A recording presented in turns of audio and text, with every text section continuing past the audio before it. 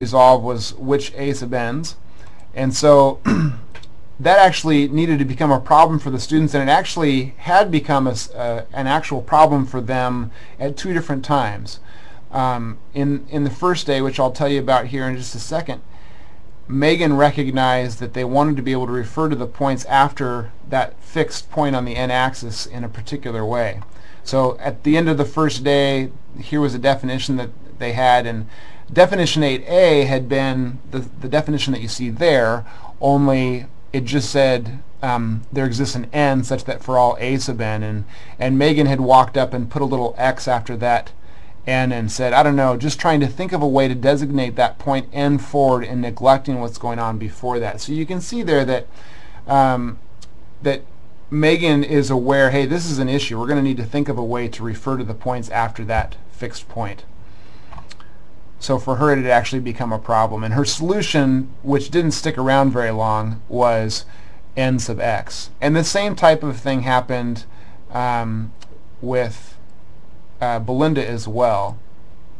And it became her solution that she suggested was an n plus. So same type of thing. I was playing the role of conflict producer. This is on day 2, and I said, well, what does a sub n refer to? And Megan says, oh, it's the approximation, and Belinda agrees, and she's careful to point out, though, that it's the approximations to the right of n. And I clarify, oh, so not these guys back here, because those are a sub n's too, aren't they? And they said yes.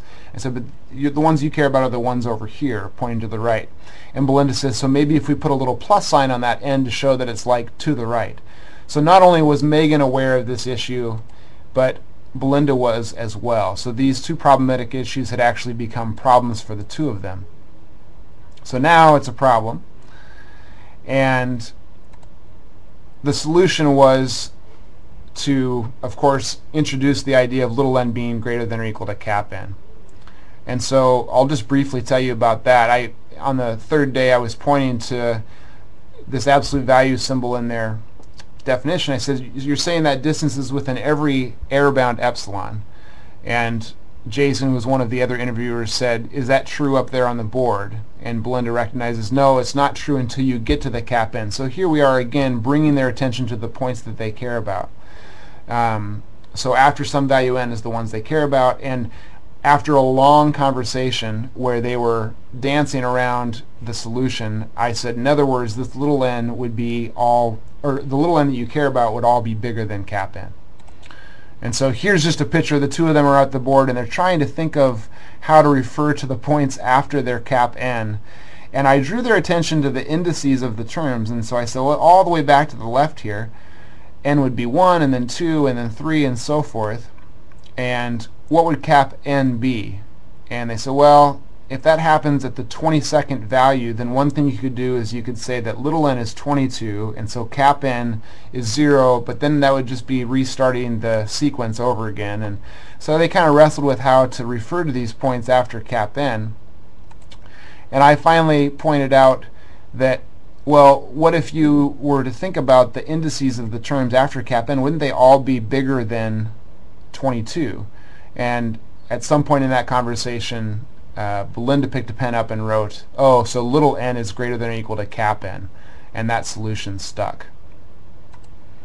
And so that ultimately led them to their final definition, and it's nice to see the contrast here that definition 1 that they started with on day 1 was pretty informal, and through this iterative process of resolving problems, they had this really nice definition a couple of days later that incorporated, you see there in definition 23, the for all little n greater than or equal to cap n. And so what are the lessons that we learned through this process? Well, first of all, that for students, the solutions to actual problems are what's useful for them. Those are the things that stick around, and we saw that a few times. We saw that, for instance, when cap n got introduced, that stayed in their definition. And with the every error idea, that stayed in their definitions from there on out. And they were persistent, whereas the solutions to problematic issues didn't do either. So there were times where the students had solutions that popped up when they were dealing with something else, but they weren't actual problems for the students yet, and those solutions didn't tend to stick around.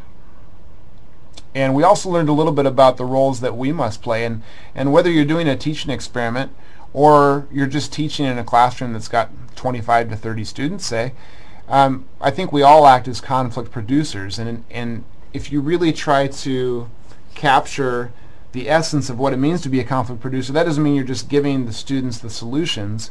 You are raising questions that they need to wrestle with so that problematic issues actually become problems for the students. And there are times when, if the students have wrestled with problems for a long time and they may have elements of a solution but they're just a little hung up, those would be good times to act as solution providers. So say, well, have you thought about maybe the relationship between the index after that cap n and before?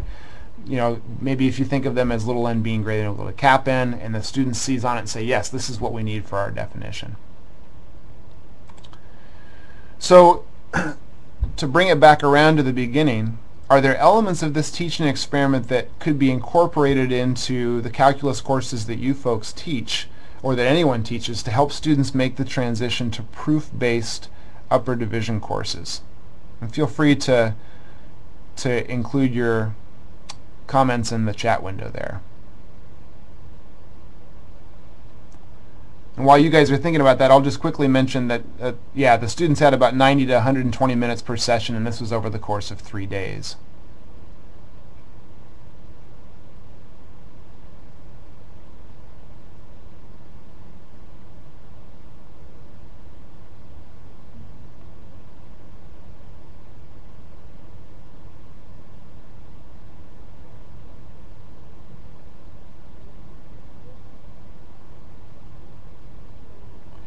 Yeah, we really found that the students producing their own examples and non-examples was critical, because for them, they then were motivated to capture the behavior of those examples and non-examples because they were theirs. They were what the students thought were examples and non-examples of convergence. So they really wanted their definition to be consistent with that. Whereas if we had provided the examples and the non-examples, they may not have been as concerned about capturing them in the right way.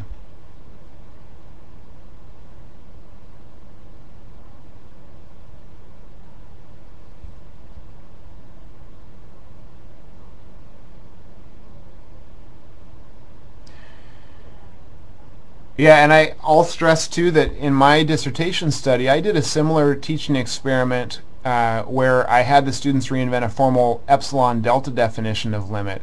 And I think by far one of the most important pieces of that instructional sequence was the students creating their examples and non-examples, and that really drove the iterative process of improving their definition. And yes, I think we certainly could have students do that in, not necessarily in the classroom, but perhaps on their homework assignments.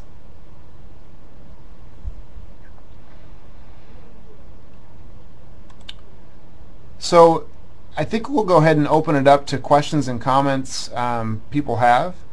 And Mike, if you want to jump in at any point, feel free.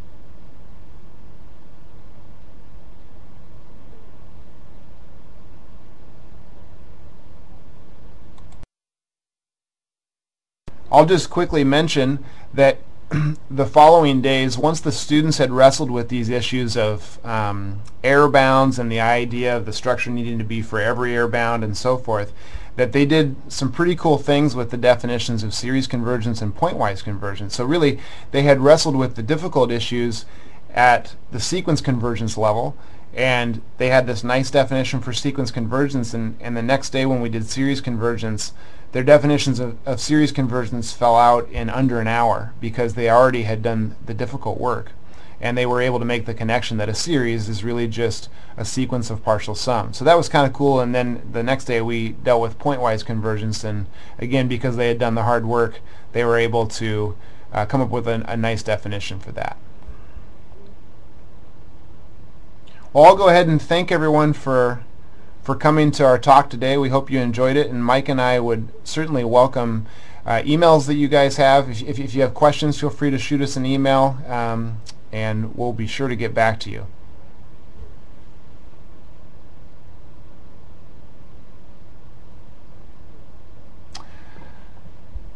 I'd also like to thank our presenters today for a great talk and a very interesting, thought-provoking talk, and ask all of you to please go to the link I just put up in the chat window, the AMATYC Web 03 link. There's a 2-minute evaluation for the webinar, and we also ask you to provide some thoughts on what you might like to see in future webinars that we pass along to the committees. So well worth the 2 minutes to fill it out. And yeah, great talk. Very sure we'll be having some conversations here about it. So I'm going to go ahead and stop the recording.